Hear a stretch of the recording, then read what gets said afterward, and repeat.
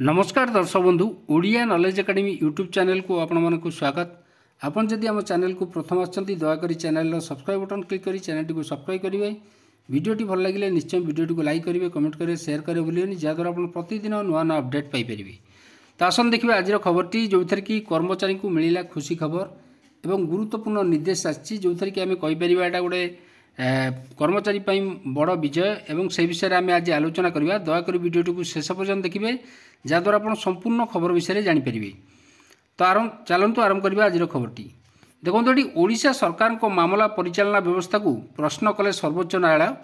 जो माननीय सुप्रीमकोर्ट ये गोटे प्रश्न करिसेंती जोटी ओडिशा सरकार को जो मामला परिचालना रही सरकार कर्मचारी क्षेत्र में। तो मुख्यतः जो सरकारी कर्मचारी आप जानते विभिन्न समय विभिन्न समस्या नहीं कोर्टर द्वारस्थ होती से विषय जो मामला परिचालना नहीं ओडिशा सरकार को प्रश्न करिसेंती माननीय सुप्रीमकोर्ट।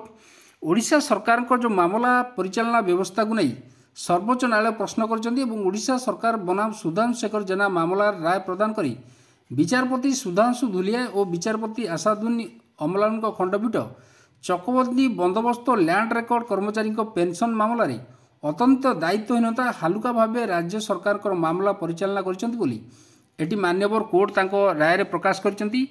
हाईकोर्ट रे रिट अपील ठारू आरंभ करी सर्वोच्च न्यायालय रे एसएलपी दाखल पर्यंत आपण जानथिबे पर्यंत खामखियाली ढंग रे मामला परिचालना कराइछि। एक संगे एसएलपी दाखल बदल रे विलंब रे गोटे मामला दाखल कराइथिला। यह कोनोसी व्यक्ति विशेष को द्वारा नुहे सरकार को द्वारा अवहेला होछि बोली मान्यवर उच्च न्यायालय एटी सर्वोच्च न्यायालय ताको राय रे कहिसंती। चकबंदी और बंदोबस्त लैंड रेकर्ड कर्मचारी जो पेंशन संपर्कित मामला विचार करी सर्वोच्च न्यायालय ओडिशा सरकार सपक्ष राय प्रदान करिसेंती।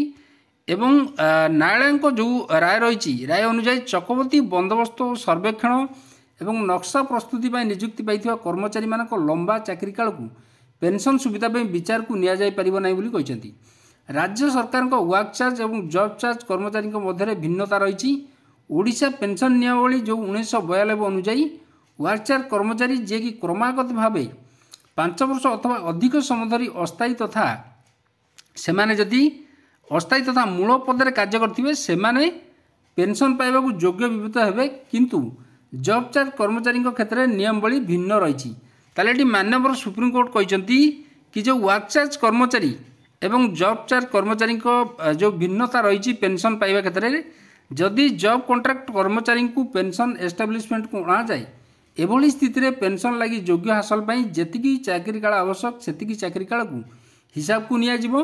एटा गोटे गुरुत्वपूर्ण निर्देश देइचंती माननीय सुप्रीमकोर्ट जो थी कि एपर्यंत ओडिशा पेंशन नियमावली 1992 रही विसंगति को दूर करने कौन अदालत रे आप जानी चैलेंज करा जाए नहीं बोली सर्वोच्च न्यायालय गुरुत्वपूर्ण टिप्पणी करछंती। एवं मामलार शुणाणी बेले यही प्रसंग को से कहते पक्षभूत माने न्यायालय को दृष्टि आकर्षण करना बोली राय रे उल्लेख रही। ओडिशा जो वर्क चार्ज एम्प्लॉइज नियमावली 1974 अनुजाई वर्क चार्ज कर्मचारी ओडिशा सरकार को साधारण प्रशासन विभाग द्वारा नियुक्त और से चाकरी परिचालित होता बेले Odisha consolidation of holdings and prevention of fragmentation of land आईन जो रही 1972 अनुजाई राजस्व विभाग सर्वेक्षण बंदोबस्त चकबंदी और नक्शा प्रस्तुत कर्मचारी नियुक्ति चाकरी परिचालित होली न्यायालय न्याय दर्शाई। से विलंब मामला कारण प्रत्येक मामलार कर्मचारी को 1.5 लाख टंका लेखाएं अर्थ प्रदान करने को खंडपीठ निर्देश देते। 4 सप्ताह मध्य कर्मचारी बैंक अकाउंट में अर्थ जमा करने को राय उल्लेख कर। तो ये मामलार जो परिचालना रही मान्यवर सुप्रीमकोर्ट कहते वर्क चार्ज जो कर्मचारी मैंने सेमाने पेंशन पाइबा को योग्य हे कारण से ओडिशा सरकार को साधारण प्रशासन विभाग द्वारा नियुक्त होती। किंतु जो Odisha consolidation of holding and prevention of fragmentation of land आईन अनुसार राजस्व विभाग जो सर्वगुण बंदोबस्त चकबंदी नक्शा प्रस्तुत कर्मचारी को क्षेत्र में मान्यवर सुप्रीमकोर्ट अलग राय देते।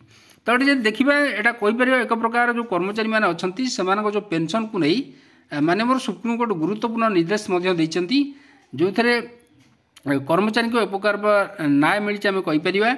तो आज गुरुत्वपूर्ण खबरटी जदि आपको खबरटी भल लगे दरकार निश्चय आम चैनल को सब्सक्राइब करेंगे, वीडियो को लाइक करेंगे, कमेंट करेंगे, शेयर करेंगे भूलिए। धन्यवाद।